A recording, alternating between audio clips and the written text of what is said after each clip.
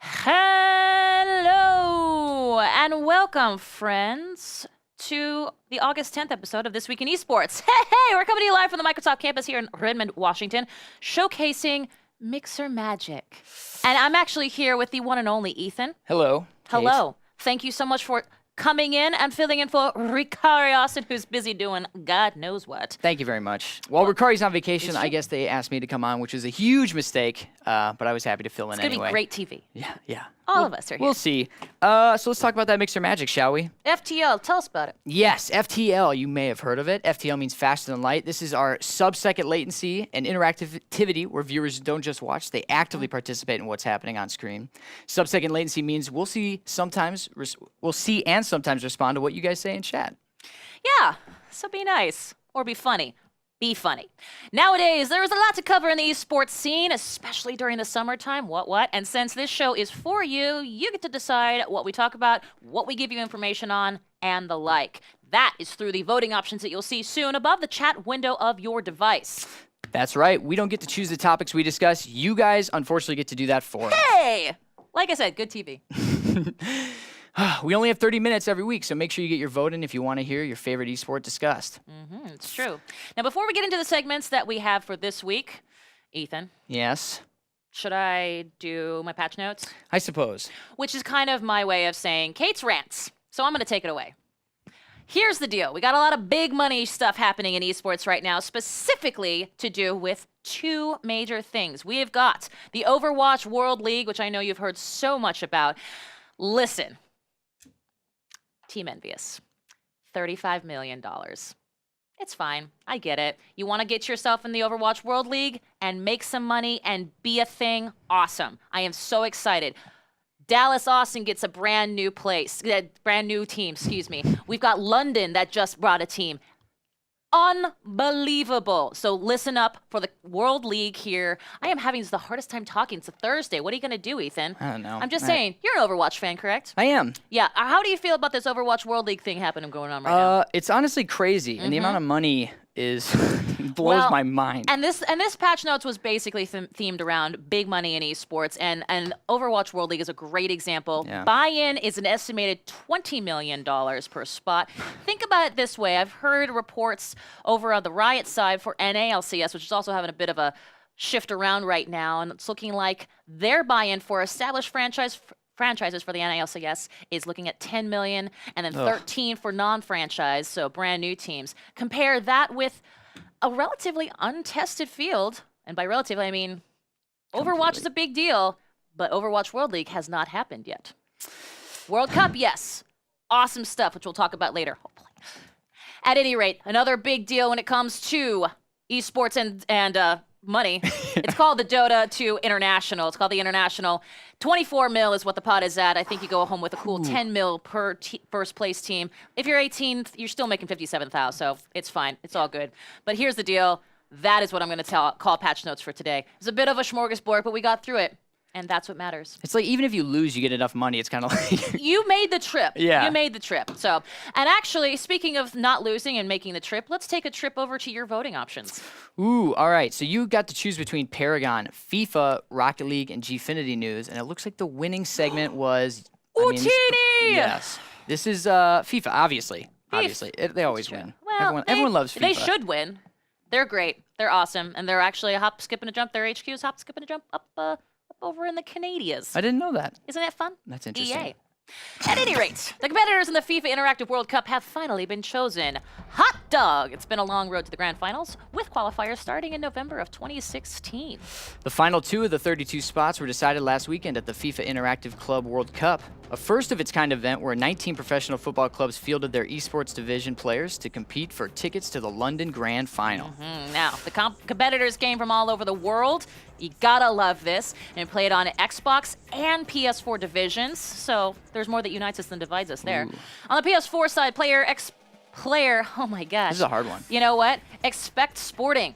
I do love that name, though. It's a very powerful, very powerful tag. Eliminated competitor NYC Chris, who lost his final chance to make it to the grand finals after competing in Vancouver, Los Angeles, and London. Not too shabby. Unbelievable. In the Xbox division, Frenchman, I'm going to butcher this, OL Rafsu?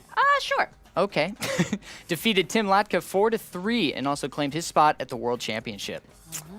Despite punching their tickets to London, these two finalists still had a $10,000 prize to fight for. And they faced off head-to-head first on PS4 and then on Xbox. Yes. Now, Raf Su led in the first leg, but player Expect Sporting, a.k.a. Marcus Jorgensen, took the rest with a cumulative score of 8-5. The grand finals will take place in London, jolly old, August 16th through the 18th, just a hop, skip, and a jump from now, and can be watched from FIFA.com. All right, so it looks like we got another vote. Another vote. Your options were Paragon, Heroes of the Storm, Rocket League, and Gfinity News. And the winner is...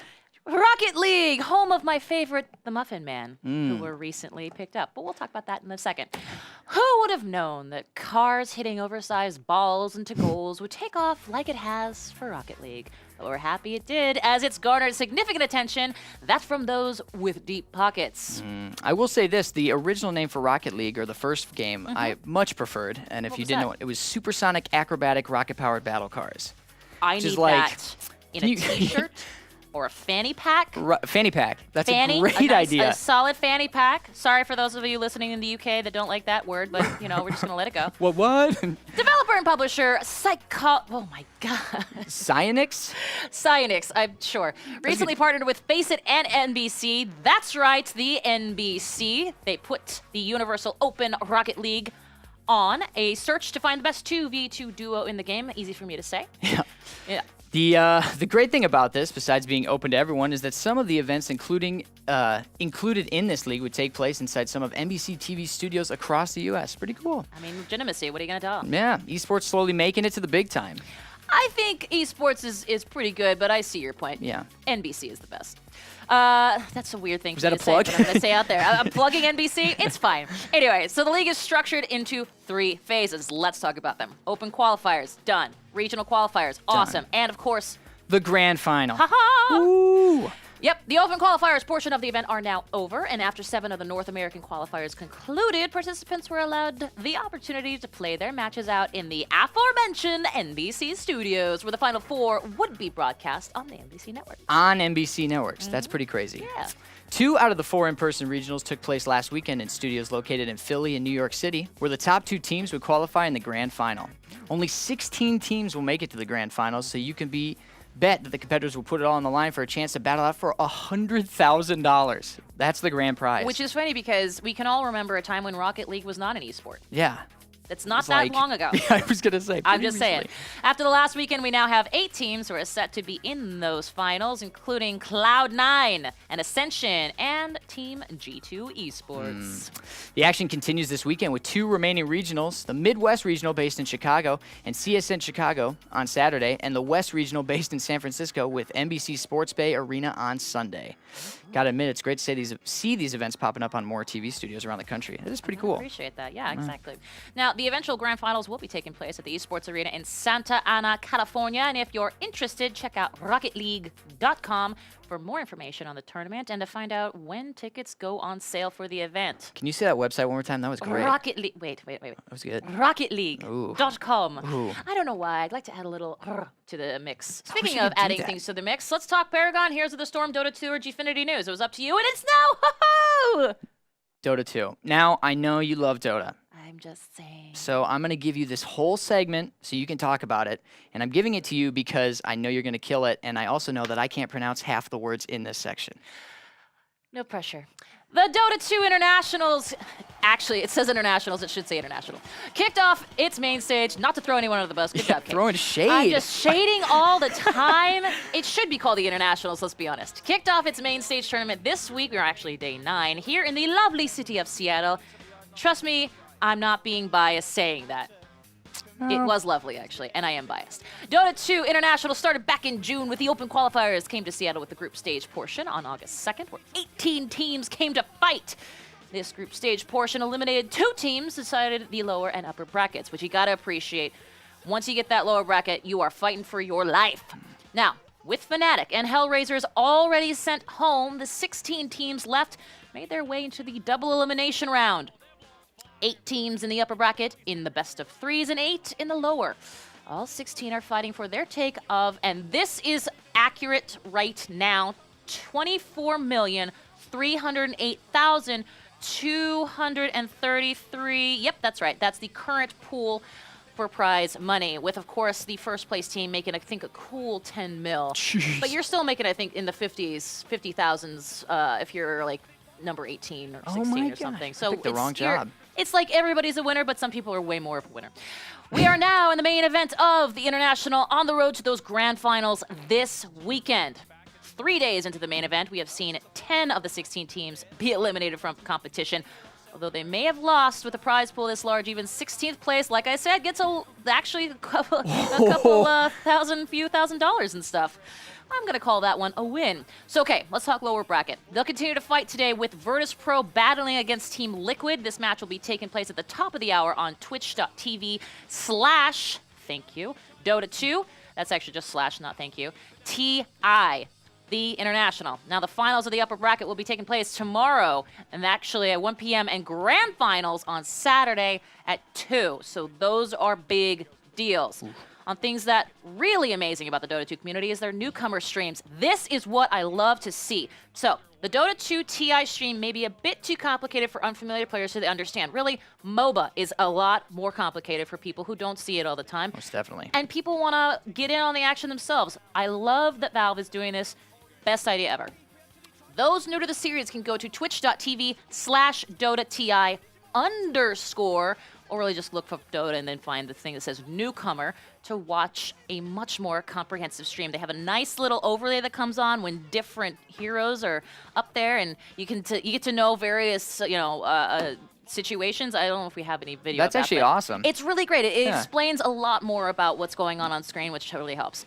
So, the Dota 2 International will continue the next 2 days. We'll see who comes out on top. So far, LGD Forever Young, not to be confused with LGD, it's confusing, has yet to lose a game. So let's see if they can keep this streak going tomorrow in the finals. As for the lower bracket, Team Empire seems to be fighting their way through, having not lost a single map yet. Well, it's not really a map because there's only one map, but never mind. They could be the ones heading to the grand finals. However, they do have a pretty large hill to climb. Undefeated. Undefeated. Unfortunately, there are no Western teams, no NA teams, no Canadian. Although TNC, their captain, is Canadian. So that counts. So support that guy.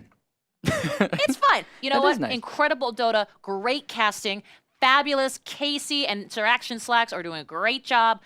You know what? It's just one of those things you're going to watch. It's like watching somebody compete for a lottery, prize winning. Yeah, yeah. And just like wishing upon wishing that money was mine. You know what I wish?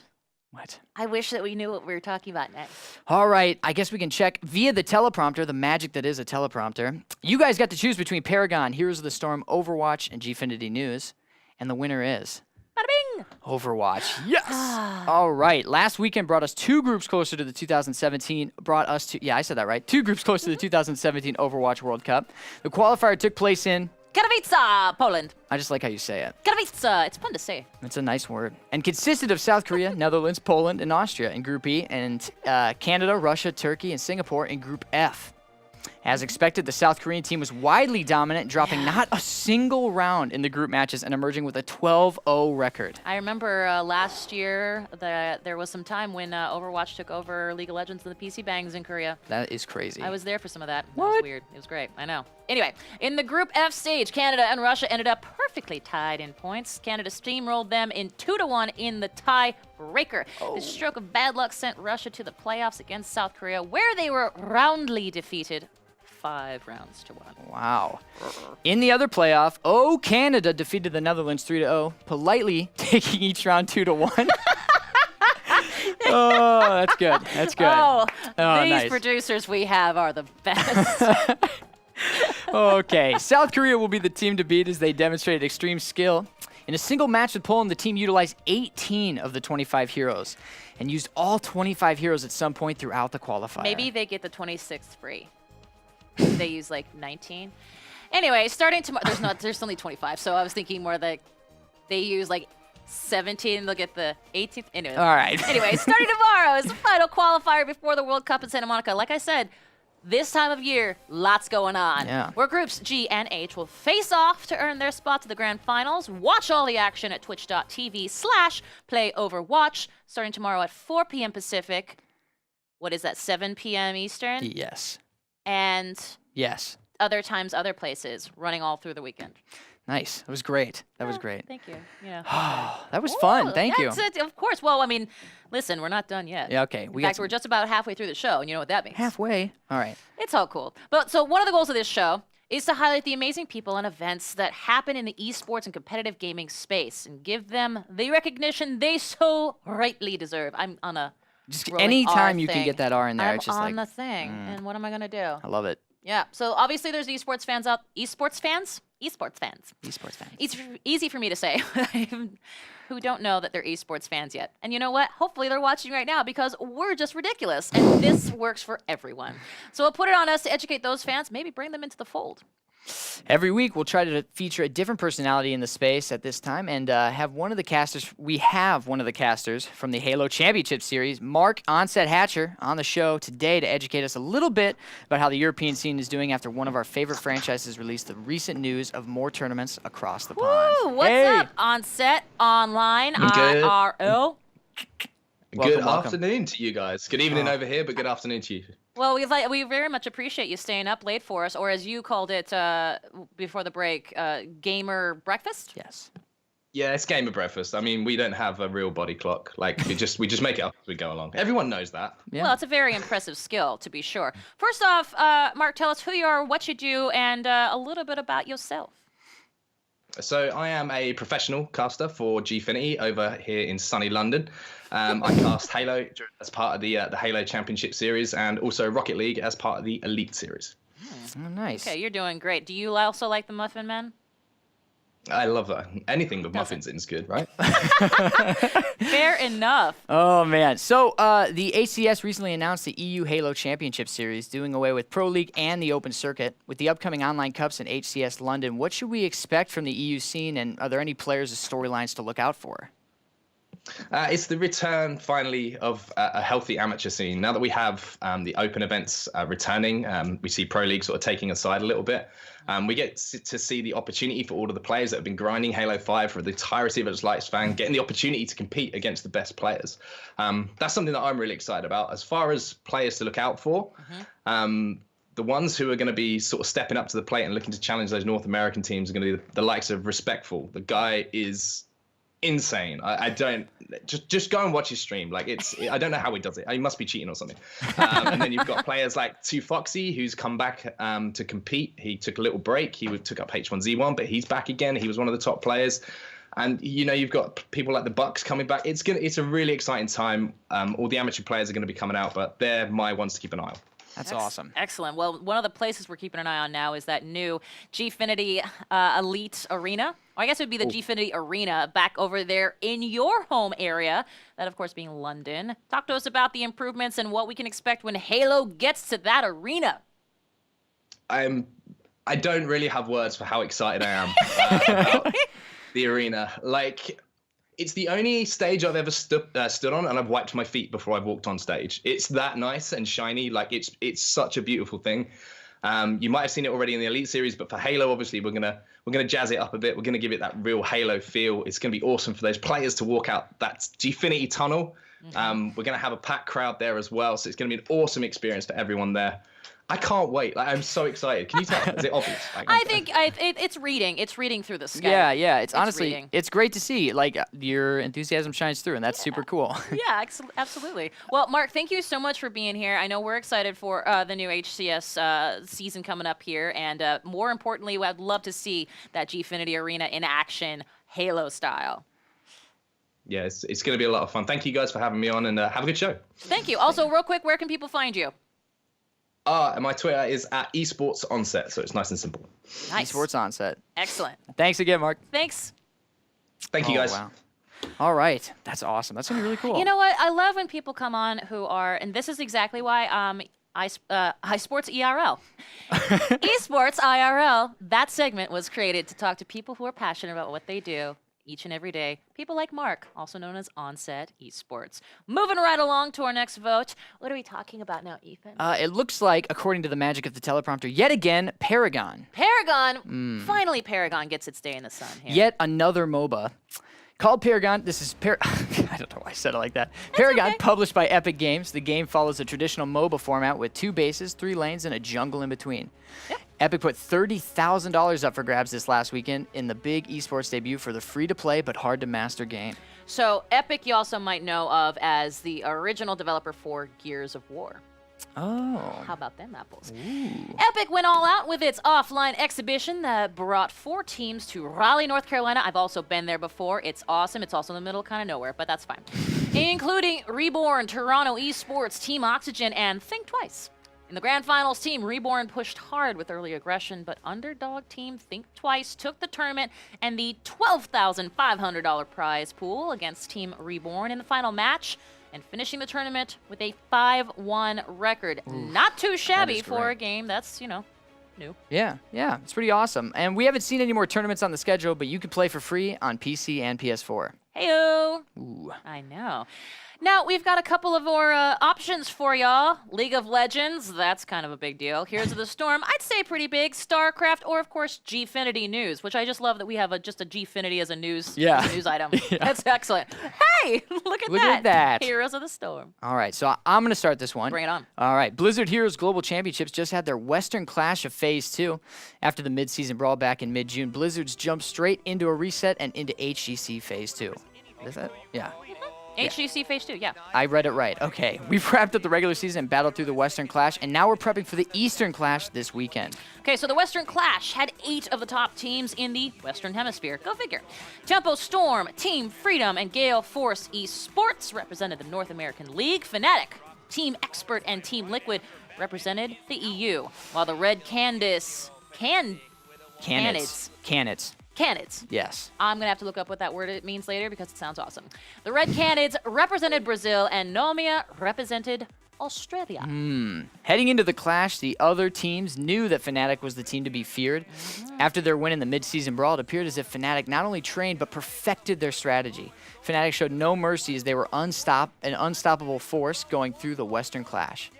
The Western Massacre. That's what people are I was calling going to say, it. we've all heard of like the Group of Death or that kind of powerhouse Yeah. group, but the Western Massacre is something I haven't heard That before. is terrifying. Fnatic did not lose a single game. And that could be why they call it a massacre. Oh my gosh. Exactly. We're not talking rounds, people. We're talking games. Each round has multiple games, and they didn't lose any of those during the Western Clash. So I definitely understand the word Western Massacre. Or words, because there's more than one. Even during the regular season, they only lost 1 game, and that was against Playing Ducks, which, in fairness, sounds pretty terrifying as well. Helpfully, Team Expert and Team Liquid, the 2nd and 3rd place winners, strategize and get ready to take down Fnatic, who I'm sure at this point have a fabulous bullseye in the back of their minds, before HGC playoffs at the end of December. So they've got some time to grind. Yeah, they got do. some time to get it going. Yep. Now, as we prepare for the Eastern Clash, as we see MVP Black, who is undefeated this season, take the top slot in the Eastern Clash, joined by L5 and Tempest, all representing HGC Korea. SPT, CE, and E-Star Gaming will be representing China Gold League. There are so many acronyms. There's a lot of acronyms, almost as many as there are here at Microsoft. Yeah, fair enough. Deadly Kittens pawing their way to the Eastern Clash representing the Southeast Asian League, which is a sentence I did not know when I woke up today I would get to say out loud, and I'm so glad I did. And Soul Torturers, Oh my. oddly not representing Korea. Well, that would make sense. Representing the Taiwan League. Obviously, they have their eye on the prize, and that prize is in Korea. The Eastern Clash's first round begins tonight at 10 p.m. Pacific. The undefeated MVP Black versus Deadly Kittens. Ooh. Why so late? Well, time zones, It's tomorrow in Taiwan. So catch it live, twitch.tv/Billy's Heroes. Oh, man. All right. I don't think we can top the amount of acronyms in that segment. Let's see. We could try. Yeah, but it's really up to you guys. So you guys had the option to vote yet again between League of Legends, Heroes of the Storm, StarCraft, and Smash, and the winner is Smash Brothers. Now, if Ricari were here, I'd be like, Ricari, talk to us about the fighting game community. And you know what? What? Were you waiting? It's up for me? to you. Oh, great. EVO 2017 started their string of tournaments earlier this month. This year, EVO was shown on ESPNU and Disney XD.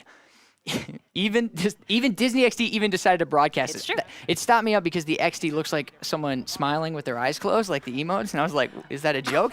EVO Smash Brothers Melee tournament saw many familiar faces such as Mango, Hungrybox, and Armada, joined by over 1,400 others, which just so happened to be our top 3.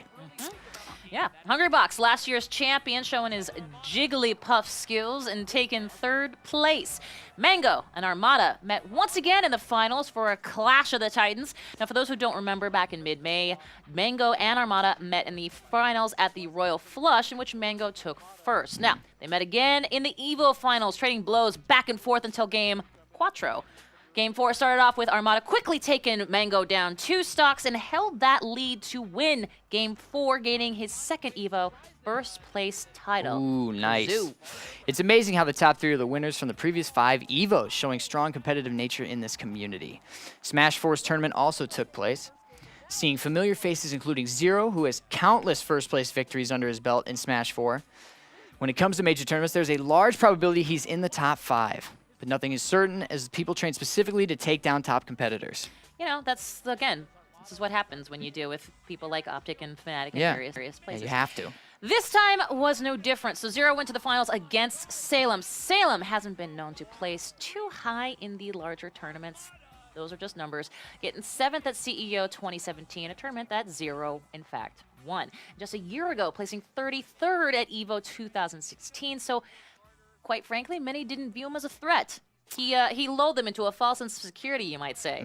He had a hill to climb. Coming from those losers brackets, Salem had to win the grand finals and the bracket reset to win the whole thing. Ooh, Salem climbed that hill, winning the finals 3-2 and heading into the bracket reset. The grand finals started and we were taken into Game 5. Game 5 looking in favor of Zero. Salem clutched it from near death and sent Zero flying into an unbelievable combo. This sent the crowd into an uproar, and he won Smash 4 EVO 2017. Exactly, and a crazy come from behind victory from 33rd at EVO 2016 to first place at EVO 2017. Good for him. I know. That's Salem awesome. rose through the ranks. Won that well-deserved title. That's awesome. That's really cool. It's a very impressive thing. Definitely. All right. Voting yet again. What are you going to make us read this time? You got to choose between League of Legends, StarCraft, or Smite. And the winner is? Schmite! Smite. Sorry, is that not how you say it? I don't Schmite? think so. I believe Schmite. it's Schmite. Schmite Console League's semifinals took place alongside their Pro League at DreamHack Valencia, which took place in Valencia, Spain. Nice. The top 3 teams in the North American Console League and top team from the European Console League, say that 3 times fast, don't know actually, competed against each other over the course of 3 days. On day 1, Astral Authority took on the defeated world champ, defeated. Sometimes you It's read hard. well and sometimes you don't and stuff. Defending world champs, Obey Alliance. They are not defeated, they are defending. The competition came down to Game 3, where we saw Astral, like the headsets, Astral. take the reins as Chaotic Purpose carried Astral Authority to victory with 13 total kills, which was more than Obey Alliance's entire team combined. Brutal. In day 2, we saw Soar Gaming versus Team Rival. It was a quick match, though, as Team Rival dominated each game, putting them in the finals against Astral Authority. Astral Authority came out, which I love that name, by the way, came out swinging and managed to hold Team Rival back, losing only 1 tower and taking out Rival's Titan immediately after gaining Fire Giant. Now, Game 2 came down to a Fire Giant brawl as Rival attempted to hold their ground. After an all-out battle, Team Astral Authority took down 4 members of Rival, skipping past Fire Giant, heading straight for Rival's Titan, allowing them to take Game 2. Now, Astral Authority deployed the same strategy and took out Rival once again, giving them that 3rd win. Nice. This, of course, meant that Astral Authority is the new SCL Summer Champions. Utini! Ooh. Despite Rival having over twice the kills and top damage, they still lost to Astro, which shows that when it comes to Smite, brute strength isn't everything, and strategy is huge. Yeah, that's how I like to live my life. Speaking of living my life, it's going to be up around the upcoming tournaments. Let's talk not the script. We are going to talk about the upcoming tournaments, which are Call of Duty World Championships. Just a little COD for those who are excited about it. MLG.TV is the place to see that. And that's, I mean, really just the best of the COD world, all finding themselves at one LAN at one time. And I'll tell you something, one of the things that MLG TV does best, What? well, the thing that they do, What? they put on fantastic tournaments, Nice. and they broadcast them. Do they? They do! Where do you see those at? On MLG.TV. Wow, I didn't know that. Hey, speaking of something else, What? you know what's happening right now? I think you're going to tell me. Is it Dota 2, the International? Oh, it is! It sure is. We already covered it a lot, but make sure if you want to see MOBA the way Shakespeare is meant to be seen, Huh? I liked it. I mean, I liked it. It was a good bit. It's a Thursday. That's something. I've been obviously watching too much Dota because I'm just like, blah.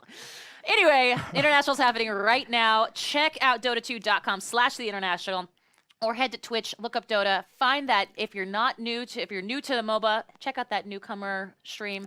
Learn you some knowledge. Yeah, and again, it's such a cool idea. I love it. Fantastic. Bring people into the fold. Let's empower esports viewers. And last but not least, Smash Brothers. ooh-wee, T-Shane. What did you just say? I said ooh-wee, T-Shane. Okay. All right. I just wanted to make sure. Are That's you what unfamiliar with said. that Bobby Moynihan reference in SNL? No. I love Bobby Moynihan. I have a poster of him above my bed. Fancy. It's not true. It might be true. Great What are we TV. talking about? You know what? We're going to say thank you so much because they just told us that's the show. And who knew? Well, we'll be right here each and every Thursday at 3 p.m. Pacific on Mixer Channel 1, that thing you're watching us on right now. Be sure to watch this and past episodes for all the hilarity that ensues. Mixer Channel 1, YouTube channel, and follow us on Twitter. Yeah, watch Mixer. Nice. Exactly. For more information and updates on the show and what's happening in the wide world of esports. Blah, blah, blah, blah. Also, if you missed our series finale of the new Gears of War show, Gears Esports Offseason, tune into Esports Weekend on the same channel starting at 9 a.m. PT this Saturday, as it'll be on rebroadcasted. Yep. We only show esports content on Mixer Channel 1 on weekends, so I hope you come back and tune in. Yeah. Check out the games. Feels only right that you should toss us out to, I was going to say commercial, but that seems a little weird. It is. That's all right. Toss us out. Thank you for having me on. Thanks, everybody in here. This was super fun. I really appreciate it. You know Thanks what? You're welcome back anytime. Thank you. We'll see you guys next week. Take care, everybody.